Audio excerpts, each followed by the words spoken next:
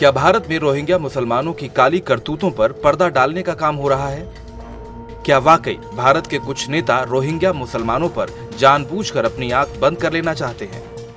आज हम आपको बताने जा रहे हैं रोहिंग्या मुसलमानों के वो 3 खौफनाक सच, जिन्हें सुनकर आप भी समझ जाएंगे कि आखिर भारत इन्हें अपनी जमीन पर शरण क्यों नहीं देना चाहता।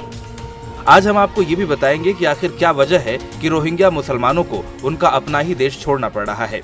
आज आप ये भी जानेंगे कि आखिर रोहिंग्या मुसलमानों को अपने देश में घुसने देने से कोई भी मुस्लिम कंट्री क्यों डरी हुई है। लेकिन सबसे पहले सुनिए कि भारत का क्या हाल है। यूपी में मायावती, हैदराबाद में असदुद्दीन ओवैसी और पश्चिम बंगाल में ममता बनर्जी जैसे कुछ नेता रोहिंग्या मुसलमानों के फेवर में खुलकर सामने आ चुके हैं।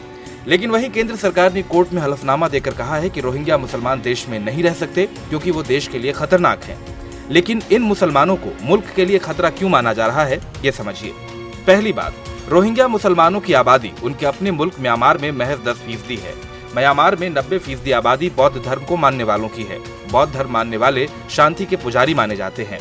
लेकिन इन रोहिंग्या मुसलमानों ने म्यांमार के बौद्ध लोगों की नाक में दम कर दिया। वहां अपने ही देश में रोहिंग्या मुस्लिमों ने एक अलग सेना बना ली। देखिए रोहिंग्या मुसलमानों की फौज का ये वीडियो।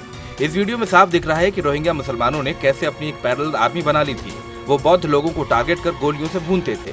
लिहाजा म्यांमार में रोहिंग्या के खिलाफ गुस्सा भड़का और फिर बौद्ध समुदाय ने भी रोहिंग्या लोगों पर अटैक करना शुरू कर दिया। इसके बाद रोहिंग्या मुसलमान अपना मुल्क छोड़कर भागने लगे। अब दूसरी बात सुनिए। रोहिंग्या मुसलमानों के लिए सबसे आसान पनाहगाह हो सकती थी बांग्लादेश। बांग्लादेश भी एक मुस्लिम कंट्री है और जाहिर सी बात है कि मुस्लिम ब्रदरहुड के नाम पर रोहिंग्या मुसलमानों को बांग्लादेश में बसाया जा सकता था। लेकिन असली खबर सुनिए, बांग्लादेश की सरकार भी इनसे डरी हुई है। बांग्लादेश की सरकार ने देश में घुस आए रोहिंग्या मुसलमानों को साफ तौर पर चेतावनी देते हुए कहा है कि वो जिन रिफ्यूजी कैंप में हैं, वहीं रहें। देश में यहाँ वहाँ फैलकर बसने की कोशिश न करें। साफ है कि बांग्लादेश की सरकार भी रोहिंग्या मुसलमानों को पनाह देने से डरती है। और अब सुनिए तीसरी बात। कहा जा रहा है कि भारत में पिछले 5 साल में करीब 40,000 रोहिंग्या मुसलमान दाखिल हो चुके हैं। ये लोग दिल्ली समेत भारत के अलग अलग राज्यों में बिखर भी चुके हैं।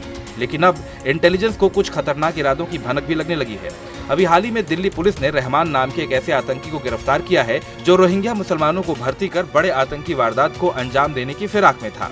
भारत की केंद्र सरकार ने रोहिंग्या मुसलमानों पर अपना स्टैंड साफ कर दिया है। अतिथि देवो भव के देश में पहली बार किसी को बाहर निकालने की बात हो रही है। लेकिन साफ सी बात है कि स्ट्रैटेजिक मजबूरी है।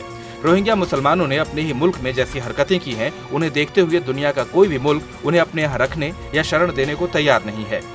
इंडिया न्यूज वायरल की रिपोर्ट।